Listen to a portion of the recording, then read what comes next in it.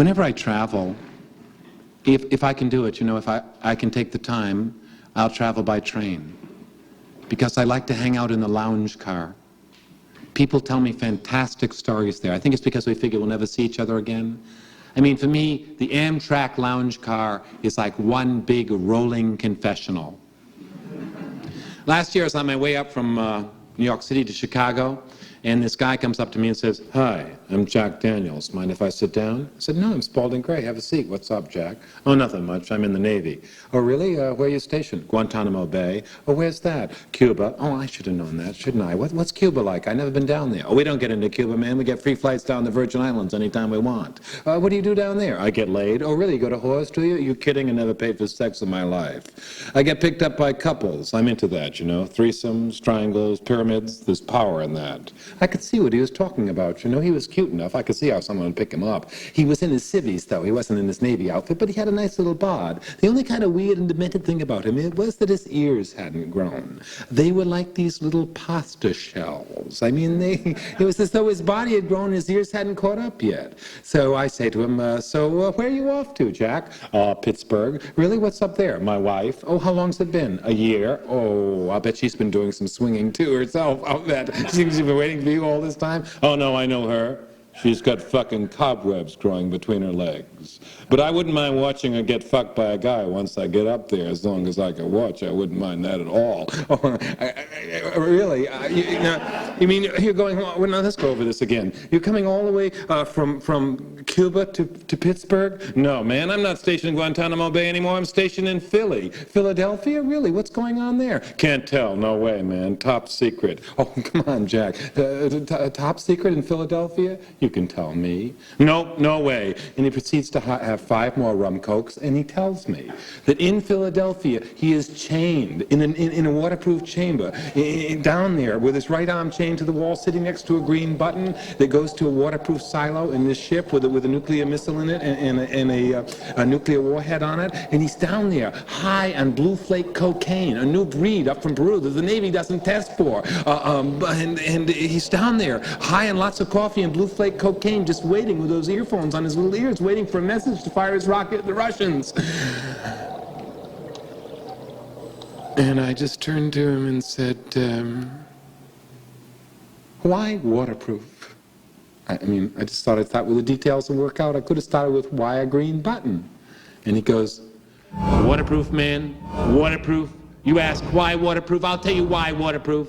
When my ship sinks in an ocean, any ocean, anywhere, I'm still chained down there in that waterproof chamber. I press that green button, it activates that rocket, it goes up out of its waterproof silo, up, up, up, up, up. I get a fucking erection, man, every time I think of firing a rocket at those Russians. We're gonna win, we're gonna win, we're gonna win this fucking war." But I like the Navy, man. I got to travel everywhere. I've been to India, I've been to Africa, I've been to Sweden. I fucking didn't like Africa, though, man. I don't know why. Black women just don't turn me on. It's not that I'm prejudiced or nothing like that, man. Now, here's a guy, if the women in the country don't turn him on, he misses the entire landscape. You see, it just turns into a big fuzzball, a black hole that he steps through that comes out on the other side of the world. In Sweden, I fucking love Sweden, man. You get to see real Ruskies there. The marched in at gunpoint, they're allowed 2 beers. We drink all the fucking beers we want. We're drunk on our asses, man. We're over there yelling, "Hey, Ruskies, what's it like in Moscow this time of year?" We hire Swedish whores to go over and put their heads in their laps. You should see those fucking sweat, man. They're stupid. You know, they got liquid fuel in their rockets. Their rockets are rusty. They're gonna sputter. They're gonna pop. They're gonna land in our cornfields. I said, Jack, wait a minute. Wait. Haven't you been reading the literature?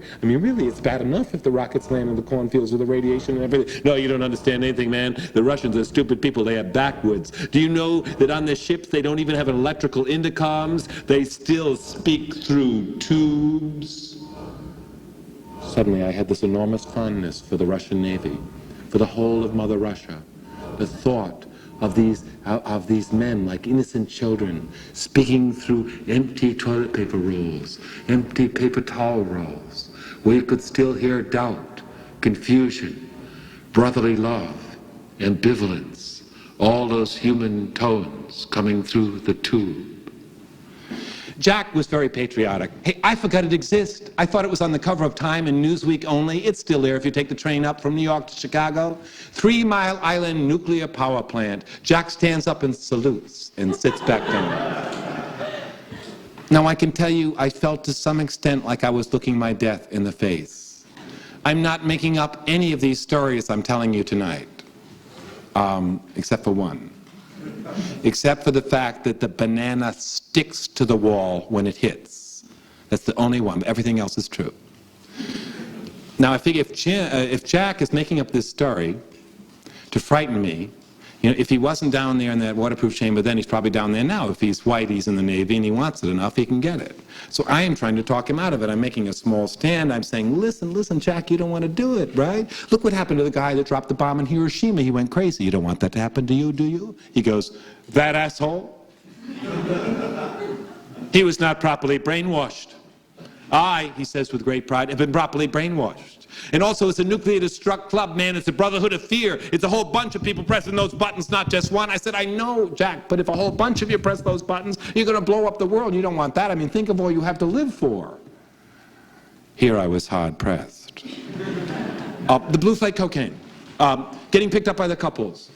Blowing away the cobwebs between your wife's legs, the Swedish whores, any of that. He said, I'm not going to die. I said, how do you know? We got pubs. Everything was abbreviated. What are pubs? Pubs are Navy publications that tell them where to go to avoid the radiation after all of us have been vaporized. And at that moment, I pictured him, actually, down under in Tasmania, starting a new, small-eared, red-faced, pea-brain humanoid race after all of us have gone. And I thought, you know, the mother needs a rest.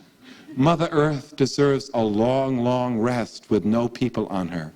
Maybe if we're lucky, after all of us have been vaporized, Jack will end up in Africa.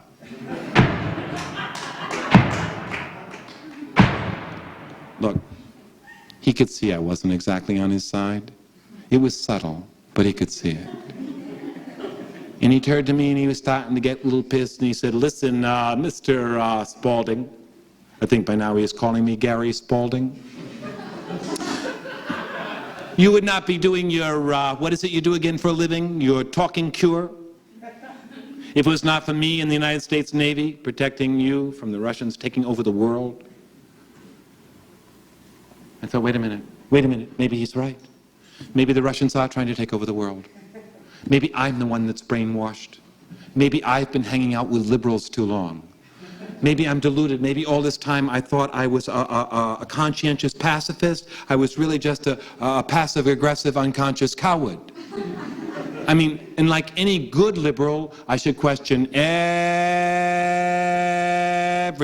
right? So I should question this. For instance, when did I last make a stand? Just stand up, for instance, let alone for the United States of America. Every time I try to think of the United States of America, I get the cold sweats. I can't even look at a weather map anymore. It's too big. That's part of why I moved to Manhattan. I wanted to move to an island off the coast of America, somewhere between Europe and America, with only 17 million people and clear boundaries outlined, something you can get a grasp of.